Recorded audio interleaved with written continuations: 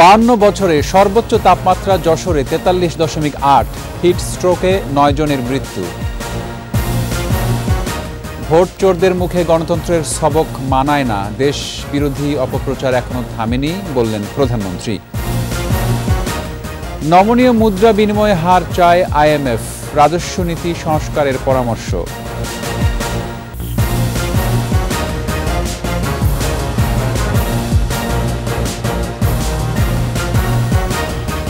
শুনছিলেন first security ইসলামী bank PLC সংবাদ শিরোনাম।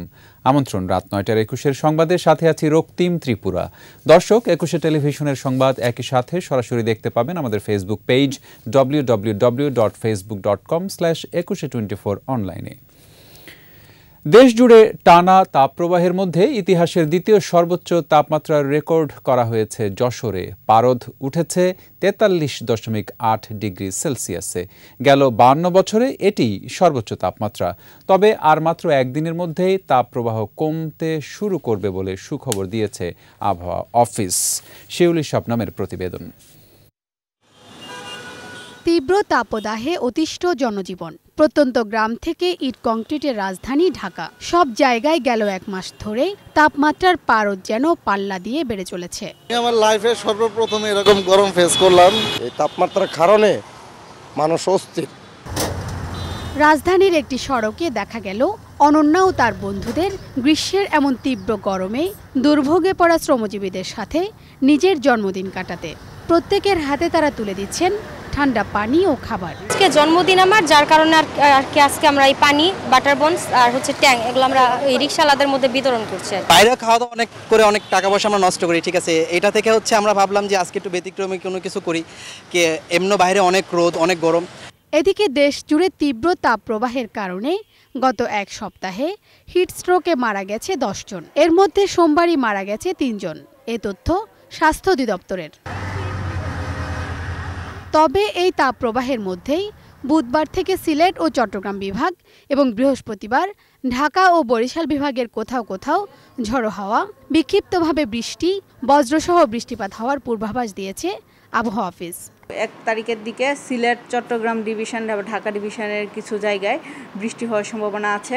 শনি ও রোববার থেকে দেশ জুড়ে বৃষ্টিপাত হওয়ার মধ্য দিয়ে তাপের তীব্রতা কিছুটা কমবে। 5 তারিখের দিকে সারা দেশে বৃষ্টি হবে, তখন হয়তোবা তাপমাত্রা সহনীয় পর্যায়ে আসবে। তবে হিটওয়েভ একেবারে চলে যাবে সেরকমটা আবহাওয়া অফিস বলছে না।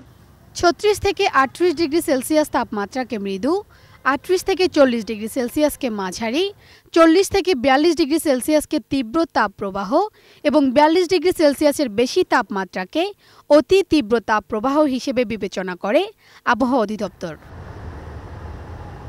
বৃষ্টিপাত চলা অবস্থায়ও দেশের কোথাও কোথাও বয়ে যেতে পারে মৃদু থেকে মাঝারি তাপপ্রবাহ। শিউলি শবনম, 21 টেলিভিশন, ঢাকা। হিট স্ট্রোকে বাড়ছে মৃত্যু। নাটোর, গাইবান্ধা, সিরাজগঞ্জ, মুন্সিগঞ্জ, সাতক্ষীরা ও ঝিনাইদহে 9 জনের মৃত্যু হয়েছে। এদিকে খুলনা, রাজশাহী, চুয়াডাঙ্গা ও রংপুরে আরও 3 দিনের হিট অ্যালার্ট জারি করা হয়েছে। প্রতিনিধিদের সহায়তায় রত্না জামানের রিপোর্ট। সূর্যের প্রখর তাপে গাইবান্ধায় বিপর্যস্ত সাধারণ মানুষ, তবুও মাঠে ধান কাটার কাজ করছেন কৃষক। তীব্র তাপদাহে সাদুল্লাপুর ও পলাশবাড়িতে হিটস্ট্রোকে মারা গেছেন 2 শ্রমিক। গরম খুব পড়ছে, গরমের জন্য থাকতে পারছি না, বাড়ি ঘর একা জ্বলে গেছে, আগুন করতেছে। এই যে বসে আছি, কোনো কাজ করতে পারি না, প্রচন্ড গরম। এই রোদে তো খুব সমস্যা, এই রোদে কি কাজ করা যায়? প্রচন্ড তাপদাহে নাটোরে হিটস্ট্রোকে 2 বৃদ্ধের মৃত্যু হয়েছে। প্রচন্ড গরমে সিরাজগঞ্জে মানুষের মাঝে দুর্ভোগ চরমে। উল্লাপাড়া হিটস্ট্রোকে এক কৃষক মারা যান। গরম খুব, অতিরিক্ত তাপমাত্রা, কাজ কাম করা যায় না। এছাড়া সাতক্ষীরায় হিটস্ট্রোকে এক শিক্ষকের মৃত্যু হয়েছে। হিটস্ট্রোকে মুন্সিগঞ্জে 2 জন ও ঝিনাইদহের শৈলকুপায় এক ব্যবসায়ীর মৃত্যু হয়েছে। রাত ও দিনের প্রায় অপরিবর্তিত তাপমাত্রায় গরমে দুরবস্থা যশোরের মানুষের। আজ সর্বোচ্চ তাপমাত্রা যশোরে 43.08 ডিগ্রি সেলসিয়াস। টানা তাপপ্রবাহে বাড়ছে অসুস্থতা। জেনারেল হাসপাতালে চিকিৎসাধীন হিটস্ট্রোকে আক্রান্ত 2 জন। আর যত বেলা যায় ততই গরম বাড়ছে। গরম পড়তে যাচ্ছে, গাড়ি চালানো যাচ্ছে না। চুয়াডাঙ্গায় আজ সর্বোচ্চ তাপমাত্রা 43.07 ডিগ্রি সেলসিয়াস। তীব্র তাপদাহে জেলার জীবনযাত্রা অচল হয়ে পড়েছে। হাসপাতালে বাড়ছে রোগীর সংখ্যা। রোদে মুরগি মারা যাবে, এখানে একটু সময় যাচ্ছে। কয়েকদিন যাবে খুব গরম, অতিরিক্ত গরম, চরম গরমের এখানে কাজ কাম করা যাচ্ছে না। তাপদাহে গাজীপুরের পুবাইলে ঢাকা চট্টগ্রাম রেললাইন বেঁকে গেছে। রেললাইন মেরামতের পর ঢাকামুখী লাইনে ট্রেন চলছে ধীর গতিতে। হিলিতে হাসপাতালে রোগীদের ভিড়ে চিকিৎসা দিতে হিমশিম খাচ্ছেন কর্তৃপক্ষ। বন্ধ রয়েছে সব প্রাথমিক ও মাধ্যমিক স্কুল। মেহেরপুরে জরুরি প্রয়োজন ছাড়া বাড়ির বাইরে বের হচ্ছেন না অনেকেই। বিপাকে রয়েছেন শ্রমিক, দিনমজুর ও নিম্ন আয়ের মানুষ। রত্না সামান, 21 টেলিভিশন। আওয়ামী লীগ জনগণের ভোটের অধিকার প্রতিষ্ঠা করছে, তারপরও তথাকথিত বুদ্ধিজীবীরা এখনও দেশের বিরুদ্ধে অপপ্রচার চালাচ্ছে বলে জানালেন প্রধানমন্ত্রী শেখ হাসিনা। গণভবনে দলের কেন্দ্রীয় কার্যনির্বাহী সংসদের বৈঠকে তিনি বলেন, ভোট চোরদের মুখে গণতন্ত্রের ছবক মানায় না। সব ষড়যন্ত্র উপেক্ষা করে বাংলাদেশ এগিয়ে যাবে বলেও জানান সরকার প্রধান। বিস্তারিত জানাচ্ছেন ফারজানা শোভা। গণভবনে মঙ্গলবার সন্ধ্যায় বসে আওয়ামী লীগের কার্যনির্বাহী সংসদের বৈঠক। সভাপতিত্ব করেন আওয়ামী লীগ সভাপতি প্রধানমন্ত্রী শেখ হাসিনা। স্বাগত বক্তব্যে প্রধানমন্ত্রী শেখ হাসিনা বলেন, খালেদা জিয়ার সময়ে লুটপাট করে দেশ ধ্বংসের পরিকল্পনা বাস্তবায়িত হয়েছে, আর আওয়ামী লীগ জনগণের ভোটের অধিকার প্রতিষ্ঠা করে দেশকে এগিয়ে নিয়ে যাচ্ছে। দুর্নীতিগ্রস্ত দেশ বলে এবং আমাদের অগণিত নেতাকর্মীর উপর যে অকথ্য অত্যাচার নির্যাতন হয়েছে সেটাও ভোলার না। এবং বিএনপি জামাতের দুঃশাসনের ফলেই দেশে ইমার্জেন্সি ঘোষণা হয়, আর সেই ইমার্জেন্সি সরকার আসার পরে প্রথম দিকে খুব ভালো কথা বললেও তারপরেও তারা আবার ক্ষমতাকে কুক্ষিগত করে রাখার চেষ্টা করে, সেখানেও দেশের মানুষ বসে থাকে। আজকে দিন বদল ঘটেছে। আমরা সবসময় আমরা লক্ষ্য রেখেছি আমাদের তৃণমূল মানুষ, তাদের আর্থসামাজিক উন্নতি করা। সরকার প্রধানের দাবি, বুদ্ধিজীবী ও ষড়যন্ত্রকারীদের দেশবিরোধী অপপ্রচার এখনো চলছে। এত উন্নয়নের পরও কি অপরাধে তারা সরকারকে হটাতে চায়, সে প্রশ্নও রাখেন তিনি। আমাদের দুর্ভাগ্য যে আমাদের দেশে কিছু, আমি বলবো যে রাজনৈতিক দেউলিয়াত্মপন্ন যারা একেবারে রাজনৈতিকভাবে দেউলিয়া, এদের কিছু বক্তব্য, আর আমাদের দেশে কিছু আছে বুদ্ধি বেঁচে জীবিকা নির্বাহ করে যাহারা, সেই তথাকথিত বুদ্ধিজীবী, অনবরত তারা বাংলাদেশের বিরুদ্ধে গিবাদ গাচ্ছে এবং বাংলাদেশের বিরুদ্ধে অপপ্রচার চালাচ্ছে। এবং সব থেকে আশ্চর্য ব্যাপার হচ্ছে যে দেশে অতি বাম, অতি ডান সবই এখন তারা এক হয়ে গেছে। এটা কীভাবে হলো আমি জানি না। এই দুই মেরু এক হয়েও সব সারাক্ষণ শুনি আওয়ামী লীগ সরকারকে উৎখাত করতে হবে। অপরাধটা কি আমাদের? বঙ্গবন্ধু কন্যা বলেন, তাকে হত্যা এবং ক্ষমতাচ্যুত করতে ষড়যন্ত্র থেমে নেই। মানবাধিকার নিয়ে যারা কথা বলে তাদের নিজেদের দেশের মানবাধিকার নিয়েও প্রশ্ন তোলেন প্রধানমন্ত্রী। আসলে ক্ষমতায় নাই, লুটপাট করে খেতে পারে না, সেটাই তাদের পছন্দ না। যা আমি এটুকুই বলবো যে জনগণের আস্থা বিশ্বাসই হচ্ছে আমাদের একমাত্র শক্তি, আর কোনো শক্তি না। আমেরিকার পুলিশ যে আচরণটা করেছে, সে এরপর ওদেশে যে মানবাধিকার কতটুকু আছে সেটাই তো প্রশ্ন। কথা বলার স্বাধীনতা কতটুকু আছে সেটা প্রশ্ন। অন্যায়ের প্রতিবাদ করার অধিকার কতটুকু আছে সেটাই আমাদের প্রশ্ন। বাংলাদেশের উপর মানবাধিকারের রিপোর্ট লেখে, নিজেরা আয়নায় চেহারাটা দেখে না। বাংলাদেশের অগ্রযাত্রা অব্যাহত থাকবে বলেও আশা প্রকাশ করেন প্রধানমন্ত্রী শেখ হাসিনা। আজকের বাংলাদেশ বদলে যাওয়া বাংলাদেশ। ফারজানা শোভা, 21 টেলিভিশন, ঢাকা। আবারও নমনীয় মুদ্রা বিনিময় হার চালুর পরামর্শ দিল আইএমএফ। সংস্থাটি বলছে, সামষ্টিক অর্থনীতির ক্ষেত্রে বাংলাদেশ এখন ভালো করছে, যদিও ঘাটতি রয়েছে আর্থিক হিসাবে। আর এই ঘাটতি মেটাতে বাংলাদেশের উচিত হবে বাজার ভিত্তিক বিনিময় হার চালু করা। এছাড়া অর্থনীতির টেকসই পুনরুদ্ধারে রাজস্ব নীতিতেও সংস্কারের কথা বলছে আইএমএফ। তৌহিদুর রহমানের রিপোর্ট। এশিয়া ও প্রশান্ত মহাসাগরীয় অঞ্চলের অর্থনীতির উপর পূর্বাভাস বা আউটলুক প্রকাশ উপলক্ষে আন্তর্জাতিক মুদ্রা তহবিল আইএমএফের আঞ্চলিক পরিচালক কৃষ্ণা শ্রীনিবাসনের সংবাদ সম্মেলন।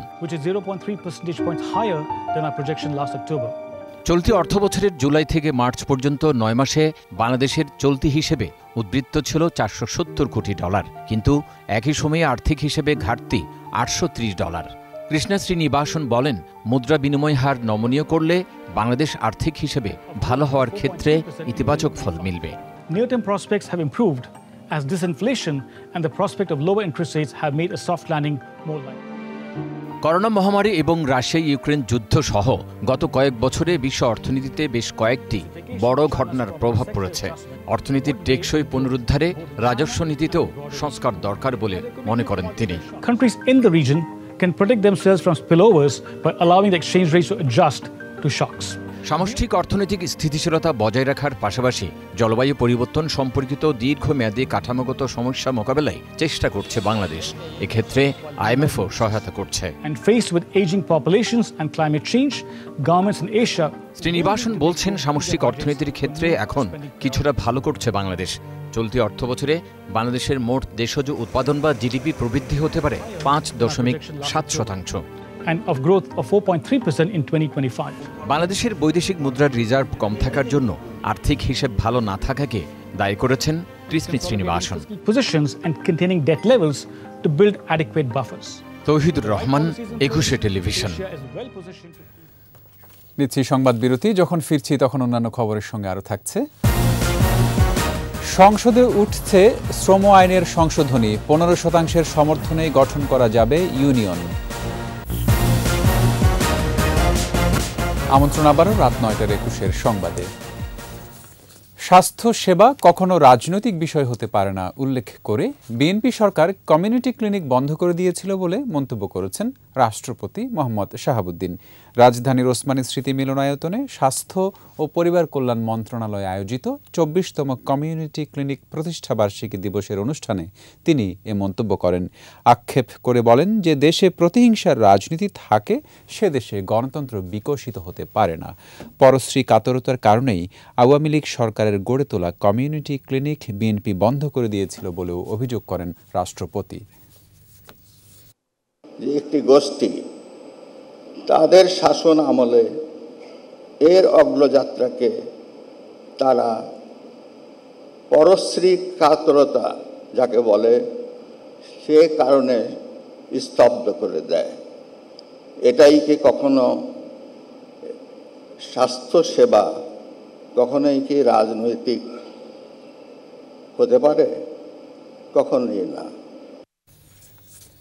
উপজেলা নির্বাচনে যে কোনো অভিযোগ পাওয়া গেলে সাথে সাথে ব্যবস্থা নেবে নির্বাচন কমিশন। সাতক্ষীরা ও যশোর জেলার রিটার্নিং কর্মকর্তা, আইন শৃঙ্খলা রক্ষা বাহিনীর সহ নির্বাচন সংশ্লিষ্ট কর্মকর্তা ও প্রতিদ্বন্দ্বী প্রার্থীদের সাথে মত বিনিময় করেছেন নির্বাচন কমিশনার অবসরপ্রাপ্ত ব্রিগেডিয়ার জেনারেল মোহাম্মদ আহসান হাবিব খান। সে সময় তিনি বলেন, অবৈধভাবে কেউ নির্বাচনে হস্তক্ষেপ করতে পারবে না। কুমিল্লায় মতবিনিময় সভায় নির্বাচন কমিশনার আনিসুর রহমান বলেছেন, জাতীয় সংসদ নির্বাচনের চেয়ে উপজেলা নির্বাচনে আইনশৃঙ্খলা বাহিনীর উপস্থিতি বেশি থাকবে।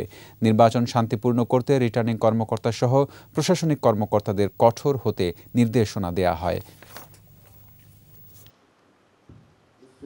যিনি যত প্রভাবশালী হোক না কেন, তাকে তো ভোটারের মাধ্যমে ভোট নিতে হবে। হয়তো ভোটারকে আসতে না দেওয়ার জন্য প্রভাব সৃষ্টি করতে হবে, সেটাও যাতে না হয় সেই জন্য নির্দেশনা আছে যে আমরা জানলে সেখানে তাৎক্ষণিক মোবাইল কোর্ট তারা গিয়ে ব্যবস্থা নেবে, এবং আর সর্বোপরি তো ভোট বাতিল করে দেওয়ার ক্ষমতা আছেই আমাদের।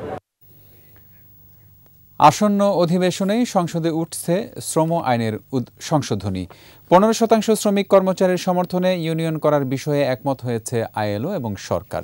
এরই মধ্যে বড় বড় ইস্যুগুলো সমাধানে পৌঁছানো গেছে, অন্যান্যগুলোতে থেমে থাকবে না বলে জানিয়েছেন আইনমন্ত্রী ও শ্রম প্রতিমন্ত্রী। রিপোর্টে বাকিটা জানাচ্ছেন মোহাম্মদ নুরুন নবী।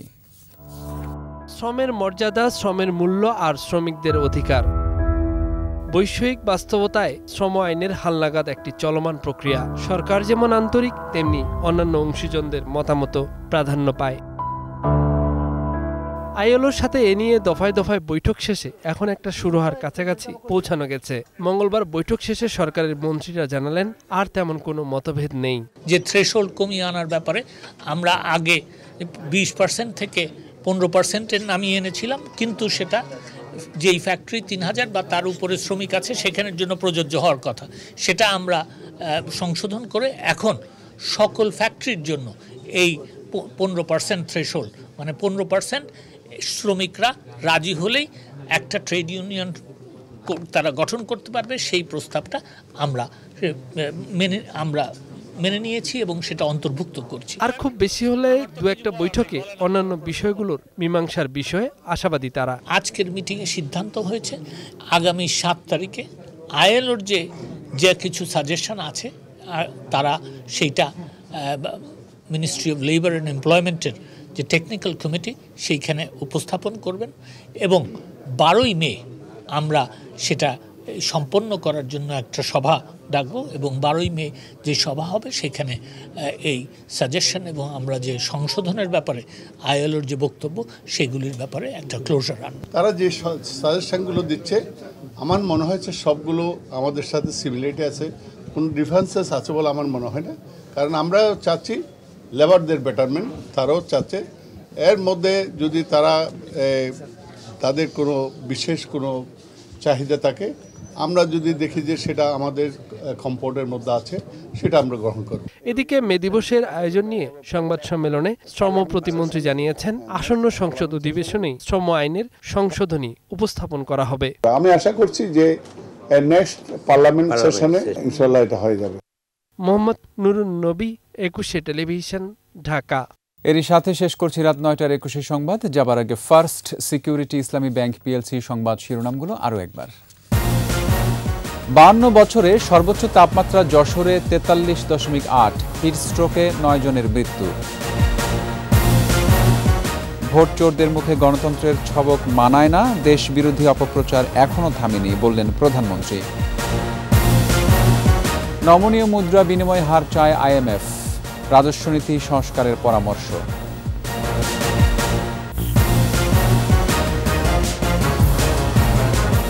সর্বশেষ খবর জানতে ডায়াল করুন 2021 নম্বরে আর ভিজিট করুন 21-tv.com ওয়েবসাইটে। এছাড়া ফেসবুকে লগ ইন করতে পারেন facebook.com/2124 অনলাইনে। পরের সংবাদ রাত 11টায় দেখার আমন্ত্রণ রইল।